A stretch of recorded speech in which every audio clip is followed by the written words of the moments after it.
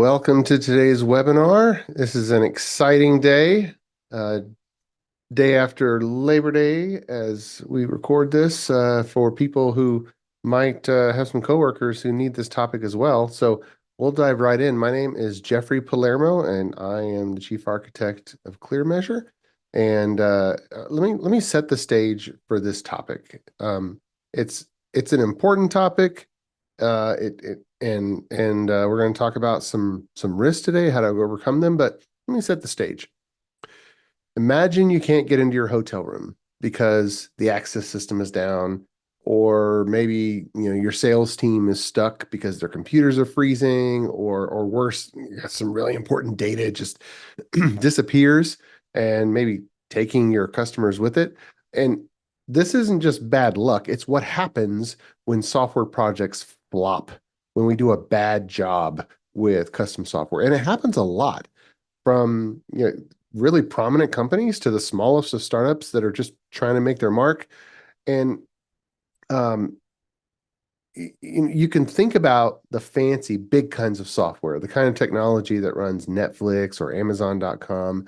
But I'm going to talk about everyday software that keeps businesses running. It takes orders, it helps customers, all kinds of things. And this is something that every level of leadership should really pay attention to, not just developers, not just lead engineers, architects, development managers, but all the way up to the CEO and CTO. Anyone that's tired of watching the hard-earned money and effort go down the drain because the software just doesn't work properly, or the software projects can't get out the right capabilities in time. Um, but there's a kind of a five-step plan that can help ensure that your software does what it's supposed to without driving you crazy or breaking the bank. And so you're in the right place if you've kind of been frustrated with some software projects. You'd think that with all the tech that we have today, that these problems wouldn't exist anymore, but they do. And if you think about it, nearly half of all software projects end up differently than we hoped they would. And that's a type of failure. And it's about more than just being late or over budget. When the people in charge, when top executives or the board of directors who are allocating funds wished they had never even started, if they knew then what they know now, then the project wouldn't have gotten going. It's when the money doesn't add up anymore, when the return on investment just hasn't happened. It's when there's so many costs or overruns.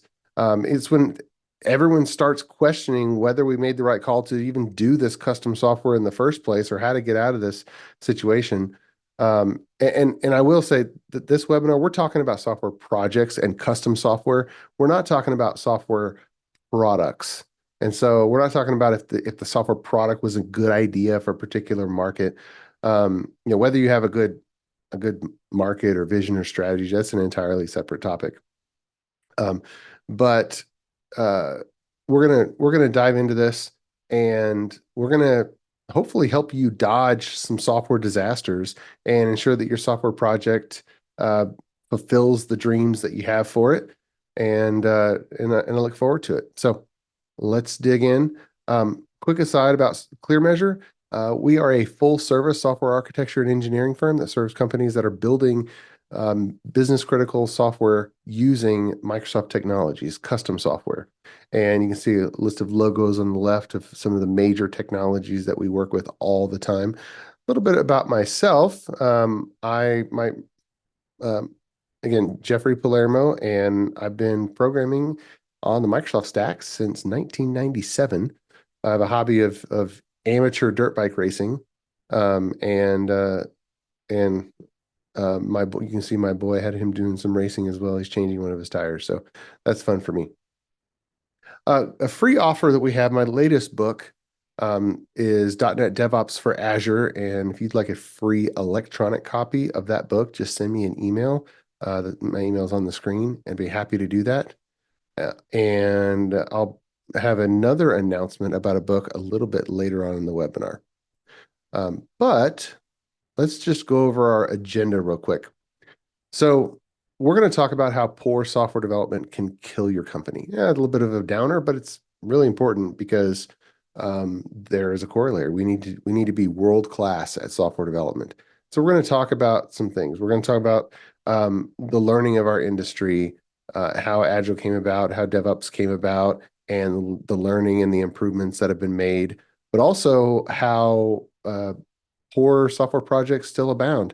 We're going to talk about the five pillars, which is the basic framework of the clear measure way methodology, and how that is led by clarity and quality, and how those are important. I'll go into that, and then we'll talk about some of the impacts of poor software, so you can kind of relate. And then we're going to talk about turning the tide, how to get better, how to prevent the bad side effects, and how to make sure we don't accidentally get started down the slippery slope to the really bad things that can happen. So this is one of the topics that I cover in my next book, which is not out yet, but it's called The Five Pillars: Leadership for Effective Custom Software. And it will be out within 2 months. And so you'll be able to find it in hardcover, paperback, as well as audiobook. So look for that, because ultimately we believe that when equipped and trained properly, every team can be world class at custom software. And so this book kind of basically takes the core of the clear measure way, and it simplifies it and synthesizes known practices and way of thinking in a way that any software team can implement. And we focus on the leadership aspect so that the people in charge of leading and overseeing those teams can do that job properly and empower the software team to absolutely be world class. A few resources you might be interested in for some professional development is two of our forums. We have two forum series going. Each are once a month, and the architect forum is the technical forum for people who are directly running software teams, whether you be a lead engineer, a chief architect, and you actually participate in writing the code. The software leadership forum is for management, all the way up to CEOs of software intensive companies. And so this is from the executive side. And so based on your interest in who you are and what role you fulfill, whether the technical forum, the software architect forum, or the management leadership forum, they are once a month, and you can go to clearmeasure.com/forums. I personally facilitate those, and it's a discussion group of peers. And so that's an avenue of professional development. And if you are listening to this webinar and you think, you know what, my boss really needs to hear some of this stuff, then pass on the software leadership forum, that information to your boss, to your CTO, to whoever up in your management chain, and let's get them engaged. All right, let's jump into the Agile movement back in 2001. This is the beginning of the Manifesto for Agile Software Development, which has kind of been called the Agile Manifesto. And it's been a progress. They start the signatories. They start out by saying, we are uncovering better ways of developing software by doing it and helping others do it. Through this work, we have come to value some certain things. So we are uncovering. They don't say we have uncovered. It's a journey, better ways of developing software by doing it. So this is very much a document by practitioners. And of course, if anyone's been in the industry for a while, you've seen individuals and interactions over processes and tools, working software over comprehensive documentation, customer collaboration over contract negotiation, and responding to change over following a plan. And you have all of those that are important, but the things on the left are more important. Now, what gets ignored a lot? Now, by the way, one huge thing that the Agile movement has changed across the entire industry is that it has shortened deployment cycles to production. It was common to have software releases every year. Some people took longer than a year. Um, and the people who did it fast, deployed new versions of the software once a quarter. Well, now it's very common uh, to deploy software once a month, once a week, and there's a lot of companies that are deploying changes to software every day. And so that is the huge change that Agile has made across the entire industry. Now, when you're doing that, you have to bring along engineering practices that'll actually make it so that we're not accidentally promoting bugs to production at a faster clip. And so that's where some of the principles behind the Agile Manifesto are also part of it. And this is the first six. And that's where the different methodologies. Scrum kind of focused on the project management side of what needed to change um, in order to think in line with the Agile Manifesto. But the extreme programming methodology brought in the quality focused software engineering practices to make it possible to operate a team with the values that are espoused in the Agile Manifesto. But um, if you have not gone through these 12 principles, and this is the first six, then I highly encourage you to do that because this is all about software development. And if we don't understand the learning of our industry, then we're kind of already sliding down the slippery slope. I want to highlight number four here. Business people and developers must work together daily throughout the project. This is actually still quite rare, unfortunately, where there's a lot of teams that have a business people representative or someone in the software team is designated as the person who needs to go and talk to the business people. And you have this game of telephone and misunderstandings. But the more successful projects literally have the actual users or consumers of the software, the business people, and the developers, not just management, not just a particular type of person, and the developers working together and working together daily throughout the project. And that, unfortunately, is still not widespread, but that's something that you can focus on if you look through these, say, which ones of these am I doing? Which ones am I not? This is the second half of the principles, and working software being the primary measure of progress instead of status reports. A lot of people have adopted that, and that's awesome. But one that is not adopted enough is simplicity. Simplicity being the art of maximizing the amount of work not done. And just let me riff on that a little bit. A lot of times, a lot of times, some major capabilities are asked of the custom software systems, and so there's some thinking into what kinds of features and what kinds of changes would be necessary to provide some type of major new capability. And then those features are kind of listed out and added to a backlog of features. And then thought goes into how to design those features and how to make it possible to make the software absorb and do those features. However, um, oftentimes the actual developers who are starting to work on those features uh, are never asked, never get an opportunity to weigh in to determine if there is a simpler way to accomplish the new capability without all those features. The the backlog of features becomes the definition of done. The backlog of features becomes the finish line, and the backlog of features becomes the job of the development team. However, and that's a side effect of having go-betweens between the business people and the developers. But when you have the business people and the developers working together daily, you're always talking about the major capability instead of stopping the talking of major capabilities once you have the backlog. Um, because throughout feature development, we often have lots of opportunities to simplify, lots of opportunities to cut scope and actually still accomplish what our company needs to be accomplished.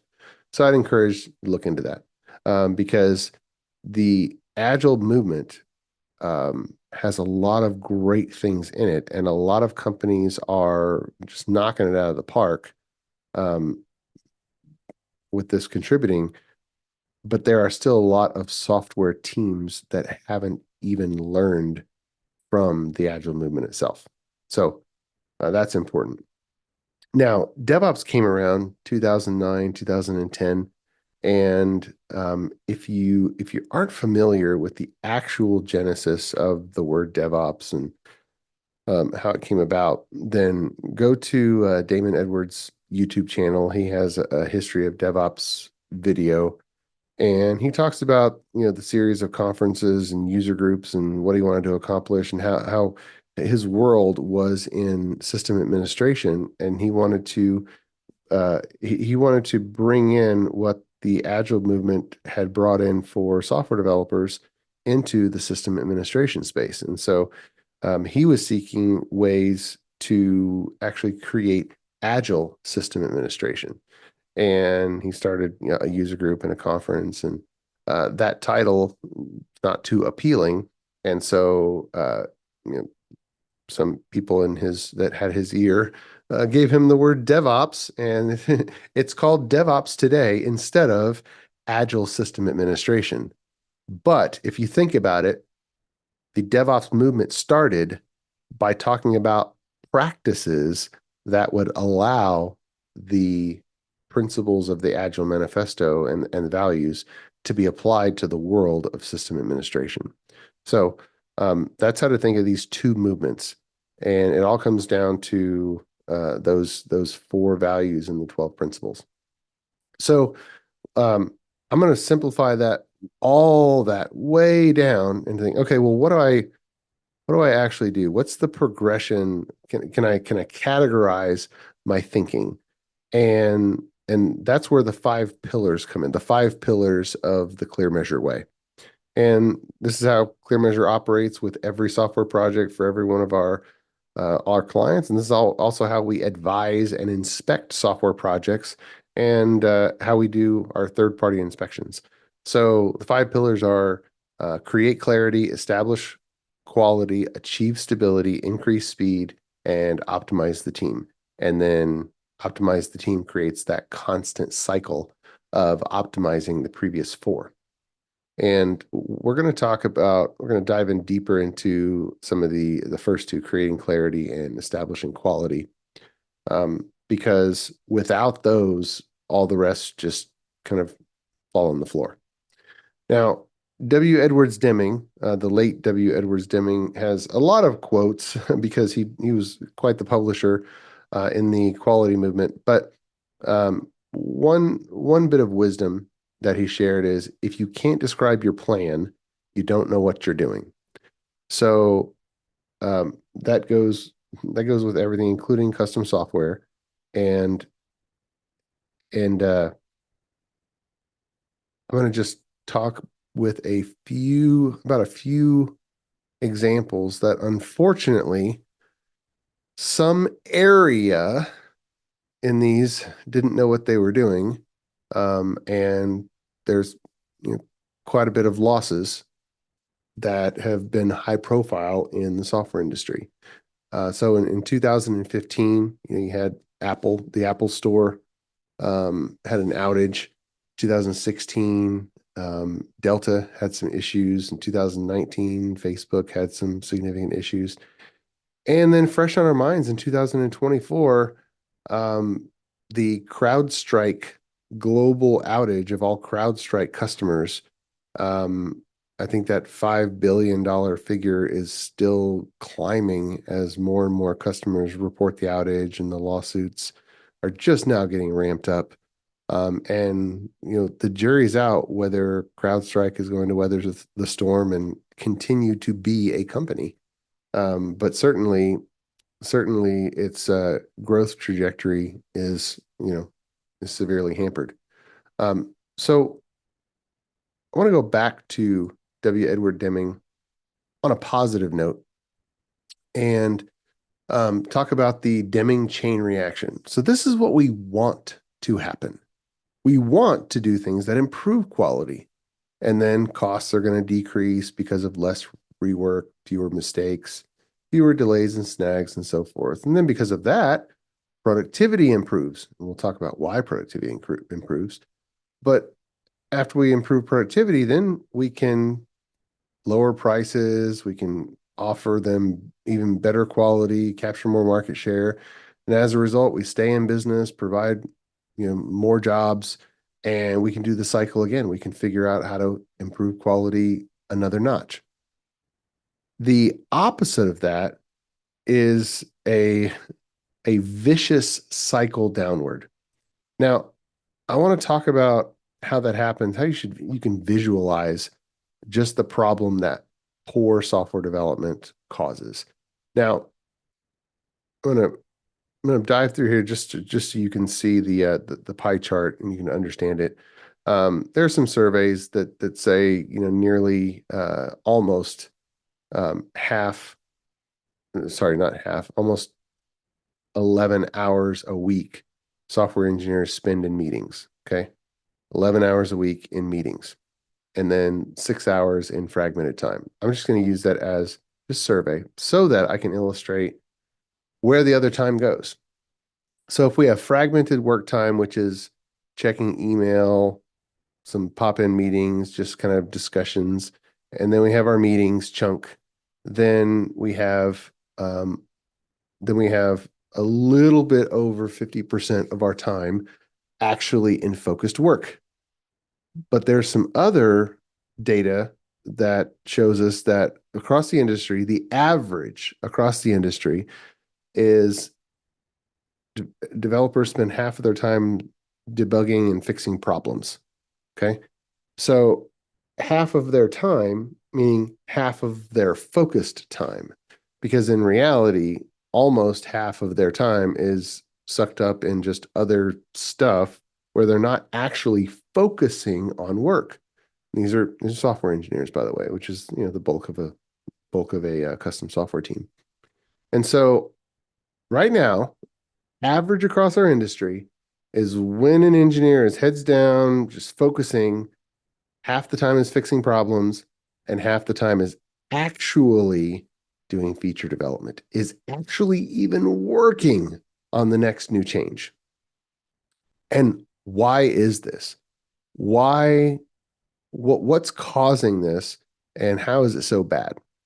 Well, I think since the 70s, it's been proven over and over again, and everyone's experienced this effect that defects that escape a feedback cycle, or defects that escape, from the programmer's desk out to another environment are an order of magnitude more expensive to remove, and when they escape out to production and customers, it can be multiple orders of magnitude more costly.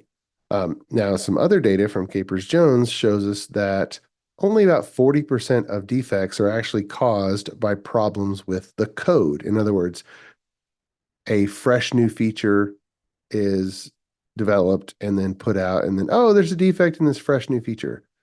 All right. And also, when we fix a bug, 9% of the time that we fix a bug, we introduce a new one. So we only have a 91% success rate on fixing bugs. Okay. So you're starting to see the picture that we're painting. By the way, if you want to dive deeper into this, we do have a resource called the Software Leaders Handbook, Key Principles for Success. You can find that on the Clear Measure website. You can go into the resource and find that. All right. So every software team has a Kanban style board. It may look like this, or it may have fewer columns. If it has fewer, I'm not worried about what you name the columns, because the concept is what's important. But there's a lot of software teams that don't have enough columns, that don't have what I call the essential 9 columns. And they're essential because they are different design decisions and different means of verification and testing. So if actually writing code and actually making changes is the middle column that we've called development, where we kind of break down features into subtasks and then put them back together, then the first 4 columns are actually decisions about how we're going to make the change. And the first one, conceptual definition, you could call it requirements, you could call it why am I doing this? We have to decide what we're doing, why we're doing, what we're trying to accomplish, what's the destination conceptually, what's the vision for that feature.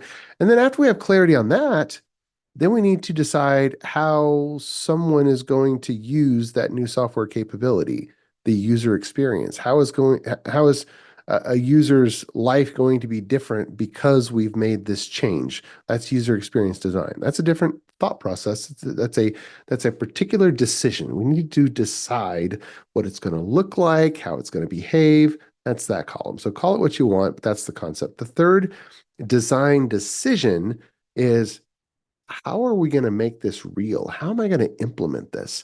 And that's the technical design. Do I need a library? Are the architectural elements in my in the software system enough to make this change, or do I need a new architectural element? Do I need a different design pattern? That this column is answering the question, how am I actually going to make this change possible? How am I going to do this? And then the fourth column is, how do I know that the change actually happened like it was supposed to? And we call that test design, because whether it's explicit or implicit, we're going to ask someone to test test the new feature and make sure it works appropriately. But we're just leaving up to their own imagination and personality if we don't actually define the actual full system test that we want them to run through. And so we call this test design because full system acceptance test scenarios, we need to design those. And armed with those 4 types of decisions, any number of software developers on our team can write the correct code and make that change. And then if we sandwich the board or mirror the board afterwards, then functional validation is within the team, make sure that we think that we're done and we met all of our standards. And then the next one, user experience validation, is from the highest level, from the outside in. We have some manual test environment with someone outside the team verifying that, yes, it behaves appropriately. Maybe it's in a UAT environment or a test environment, product management, maybe looking at it. And then release validation is we're doing our testing and looking at monitoring and logs and performance characteristics, and making sure that we're actually ready to put this feature or put this change in the production environment. Then, of course, release, it's out there. So if you don't have these concepts represented in your work tracking board, then you've got some work to do. And this is another cause for problems to snowball, because we don't have visibility to mounting problems. If we only have 3 columns, if we have a board that says, not started, and then in progress, and then done, well, all of the work is going to be in progress, except for work that we have maybe defined the concept for and has it not started. And then we just ask the team, why is this taking so long? Why is this taking so long? But we don't know if we haven't even started on user experience design, or if we haven't done technical design, if we don't have a workable method to actually make this change reality, or if we haven't done test design, we just don't know. So these problems, from a management perspective, these problems can hide in our work tracking board, but we don't know what type of bottleneck it is. And we don't know what type of difficulty it is. And so our team could be, struggling with something and we don't know. right? Now, if you don't have a properly structured and complete DevOps environment, then you're also sliding down the slope to, of poor software development to big, big problems in your company. So we're not going to dive deep into this. We have plenty of webinars that go over DevOps, but this is the top third of a DevOps architecture poster. By the way, if you'd like a high resolution, complete PDF of the DevOps architecture poster, then just send me an email and I'll be happy to have it sent to you. So back to our pie chart where we only have roughly 27% of our team that's actually going towards feature development, that's actually going towards changes that we want them.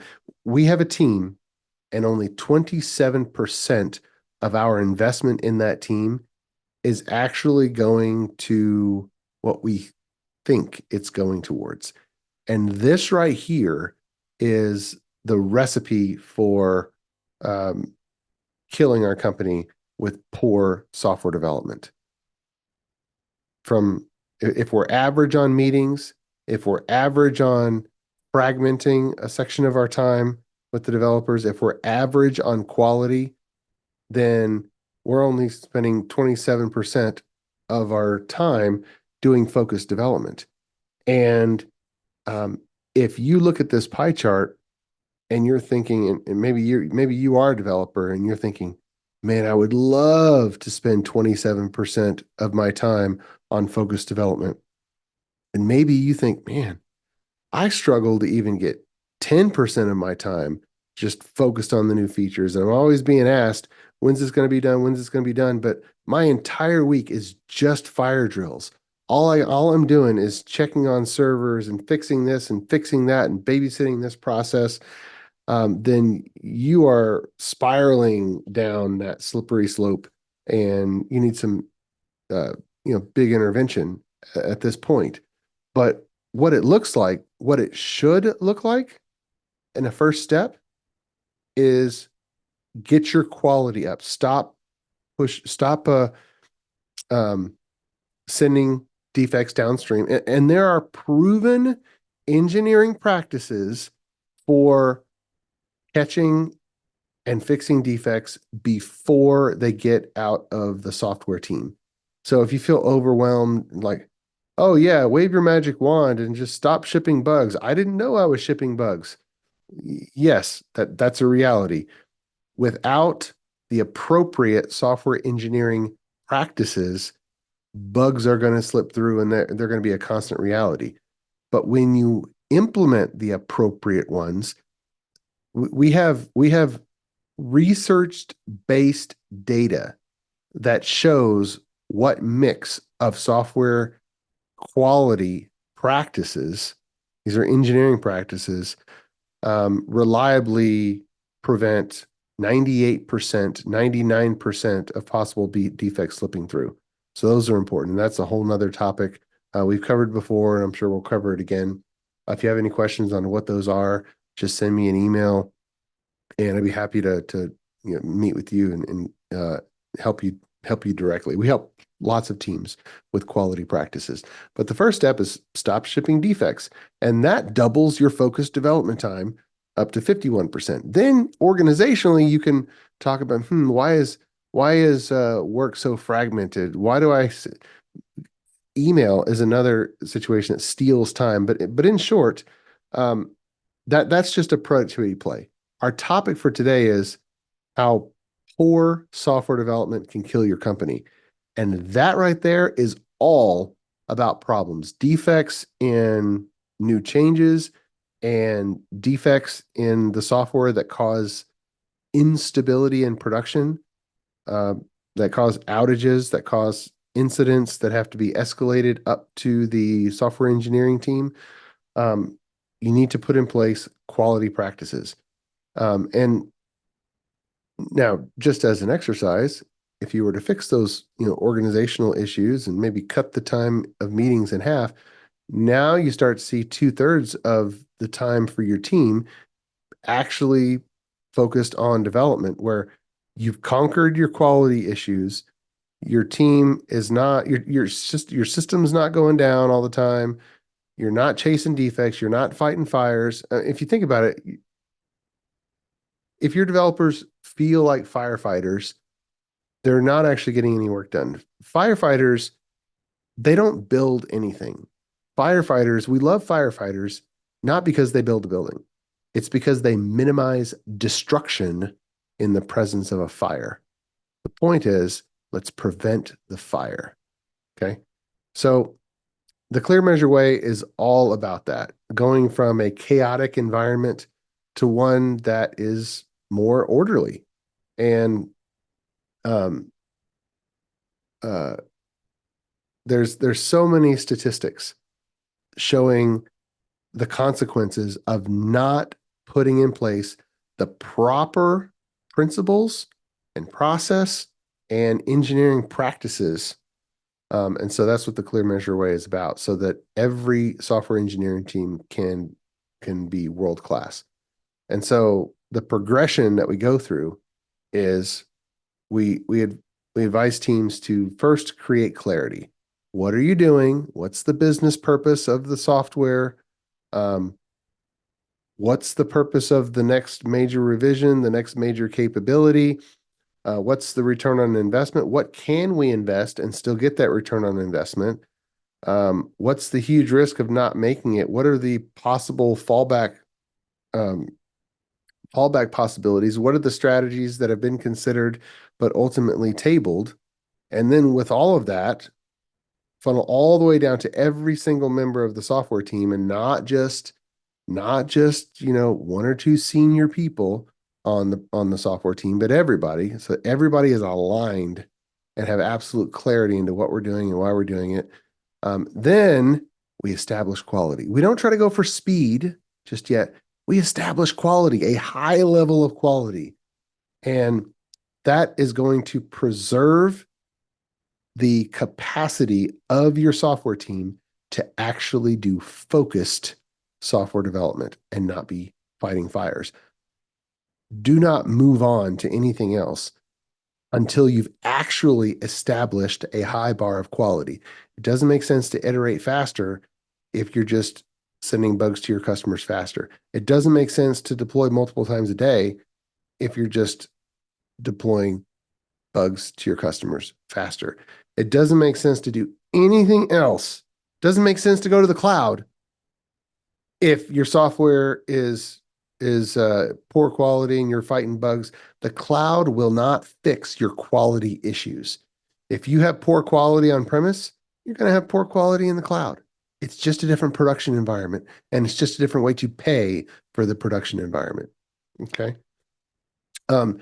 Achieving stability is a corollary to quality, but it's a specific focus to the type of quality that exists when the software is running in a downstream environment, not just on a local workstation. And then armed with quality and stability, then you won't even have to put a whole lot of effort into increasing speed.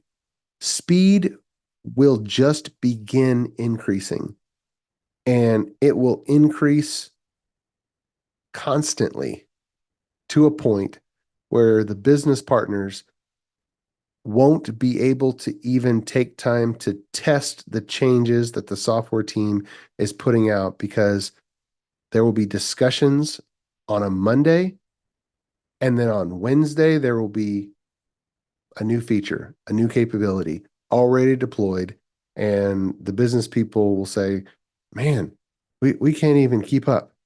And instead of the software development group being seen maybe by the CFO as a cost center, they'll be seen as a revenue center, because the thinking of the business will go from how do we control costs of our custom software initiatives to, wow, what else can we do with custom software? Because when we set our mind to do something, it actually happens, and let's go capture another market.